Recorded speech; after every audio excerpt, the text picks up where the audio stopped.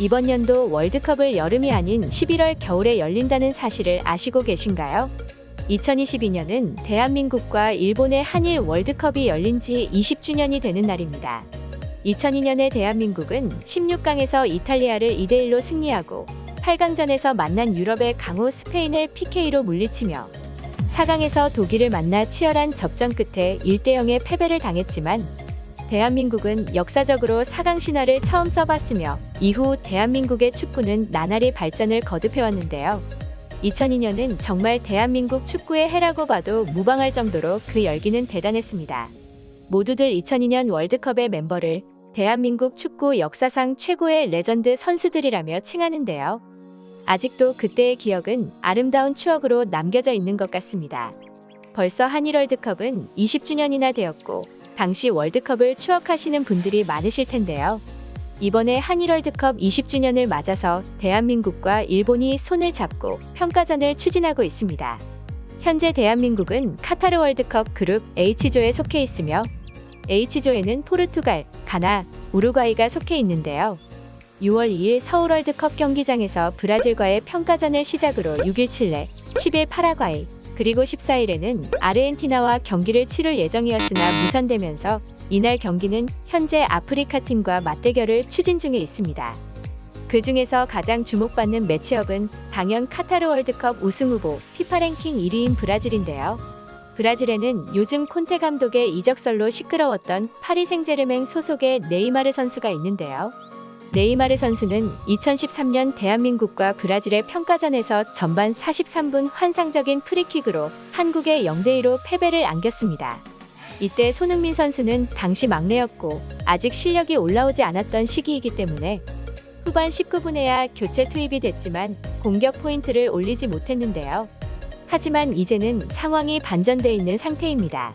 그로부터 9년 뒤인 2022년에는 손흥민 선수의 해라고 불릴 정도로 엄청난 활약을 펼쳤으며 전 세계인들의 주목을 받는 월드클래스급 선수로 강력히 부상했고 토트넘 챔스 진출에 강력한 기여를 했는데요. 이제 곧 한국으로 귀국해 벤투호가 이끄는 대한민국 국가대표 선수들과 합을 맞출 예정입니다. 벤투 감독은 6월에 만날 남미 3개국은 전술과 개인 능력이 뛰어나고 적극적인 플레이라는 공통점이 있지만 경기를 풀어가는 방식은 각각 다르기에 이번 A매치 평가전을 통해 다양한 경험을 쌓는 게 중요하다고 전했는데요. 이번에 벤투 감독은 A매치 4연전을 앞두고 월드컵 엔트리 23인보다 5명이 많은 28명의 선수 명단을 공개했습니다.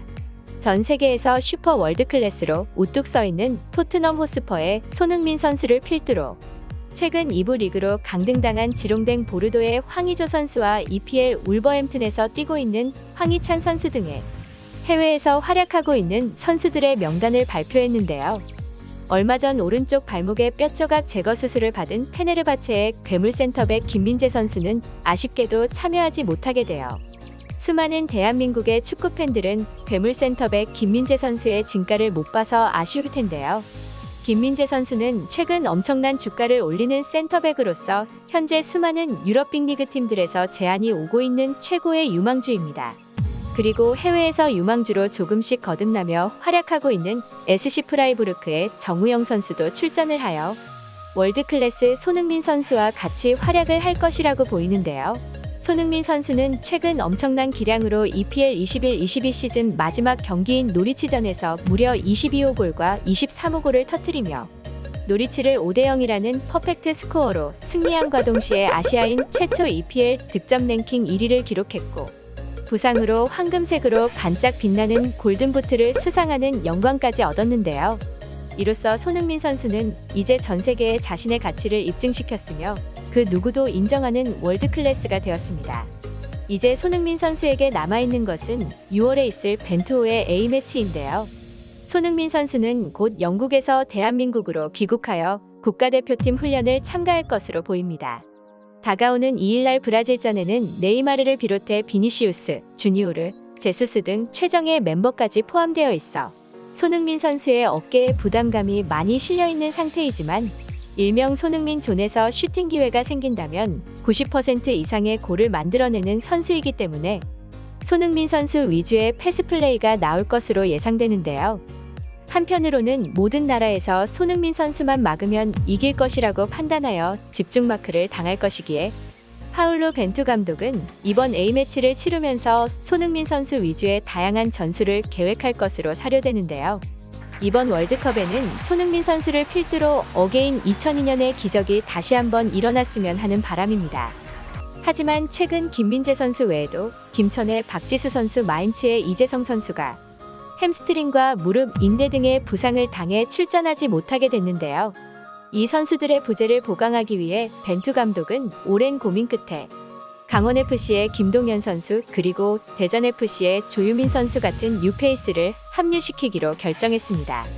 해외파 선수들이 현재 부상으로 인해 많은 참여를 못하는 가운데 벤투 감독은 부상을 대비한 플랜 B의 필요성을 인정하면서도 기존 전술의 기조는 유지하겠다고 밝혔으며 지난 4년 동안 우리가 해온 방식이 있고 강팀을 만났다고 무조건 변화를 주는 건 옳지 않으며 흐름을 지배하고 상대 지역에서 많이 움직이는 우리의 스타일이 월드컵 본선에서도 똑같이 이어질 것으로 기대하지는 않지만 이제 와서 전술 관련 아이디어를 바꾸지는 않을 것이라며 대표팀 전술에 관련된 질문을 일축시켰는데요.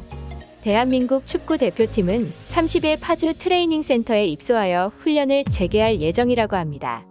최근 박항서 감독이 이끄는 베트남 U23 축구대표팀이 동남아시안컵에서 태국을 1대0으로 승리한 후 인터뷰에서 한국 대표팀의 월드컵이 어떻게 될 것 같냐는 질문에 박항서 감독은 무조건 결승 진출한다며 대한민국 감독님한테 너무 부담을 주는 것 같다는 이야기와 함께 20년 전 히딩크 감독님이 세계를 놀라게 하겠다고 했는데 그 말이 이번 월드컵이 될 거라 생각한다며 박항서 감독은 말을 이었습니다. 박항서 감독은 프리미어리그 득점왕을 차지한 손흥민 선수에 대한 이야기도 빼놓지 않았는데요. 이어 박항서 감독이 손흥민 선수는 대한민국뿐만이 아닌 세계적인 보물이며 베트남에서 손흥민 선수 아버지인 손흥정 씨와 친구라고 하니 사람들이 자신을 다시 본다면서 손흥민 선수에 대한 칭찬을 아끼지 않았습니다.